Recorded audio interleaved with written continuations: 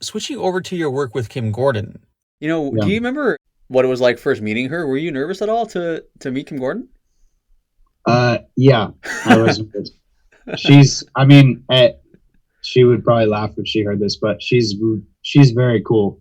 And when like she's hanging out places, it's just inevitable that I'm just like, she's just so cool. Like she has a vibe that's unlike anybody really. And, she's been doing this for a long time and she just gets it. Like everything about her career and the way that, the things that she's interested in, I just agree with inevitably all of it. I just think it's amazing, So yeah, I was, a little intimidated for sure. Yeah. Hey, I mean, that's fair enough. I mean, one of my idols, definitely. Yeah. 100%. One of the things I think is really cool about Kim Gordon is that she was actually a very important part of Nirvana's story. She's the one that ultimately put DGC in touch with the band. Does she ever talk to you guys about Kurt or the band at all? When we played in England, she's still managed by John Silva, who managed Nirvana.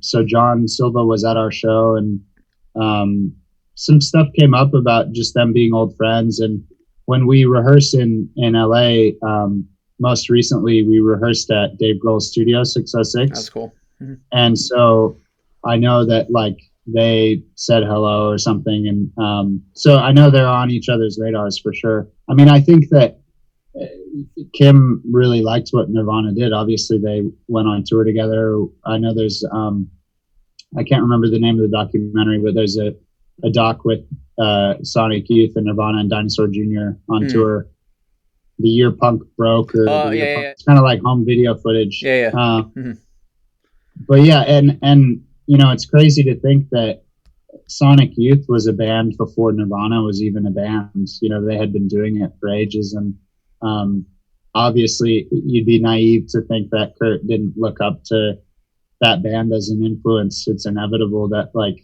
it's so obvious that Nirvana was influenced by Sonic Youth. And so yeah, I mean, I've heard her speak fondly of all of them, and she says they're all very kind. And I know Dave has gone on to like be what he is today, and I think that's a bit different than the path that Kim has taken. Neither is better or worse. It's just they cross paths sometimes, and they're friendly, and yeah, it's all, I think she views it all as a very positive thing.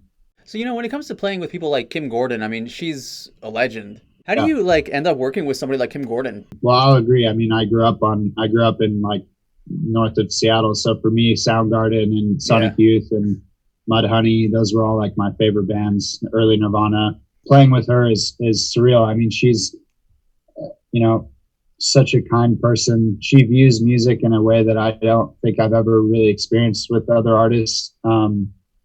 She gives myself and the rest of the band, creative license to do what we like to do. And so the whole show is very, a lot of it is like punk rock drumming and playing hard and grungy music, but some of it is more like soundscape, and I'm really into electronics and sampling and all these things. And so bringing that and being able to play really hard on some songs, and then also like making these, kind of otherworldly sounds with some other stuff it's kind of the best of both worlds. There's not a lot of gigs in my experience that I know of really where you get to do both things on the scale that Kim does them at.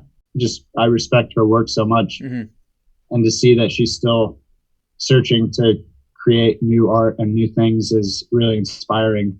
Obviously she comes from a generation that's been around longer than me, and she knows that like her band is all young kids, and we're all stoked to be playing with her, and I think she likes that energy. I mean, to me, she's incredibly young at heart, and like in her, she doesn't skip a beat in terms of her like artistic vision and just the way that she treats other people. She's so kind and so welcoming in her like music world. It's great. Yeah. That's amazing. So you said something now that kind of jumped out at me. You said that she views music, or she approaches music in a way you've never seen with somebody else. What exactly do you mean by that? I mean, she's said this herself, that she never meant to be a musician. I mean, when she joined Sonic Youth, she didn't play an instrument. You know, she learned how to play bass and then kind of went on, but she wanted to be an artist, like a fine artist. I don't know what her medium is, but I think she still considers herself that, and music became an outlet for her art, but it's not, I don't think that she views music the way that maybe other musicians do. And I mean that in the best way, with the most respect.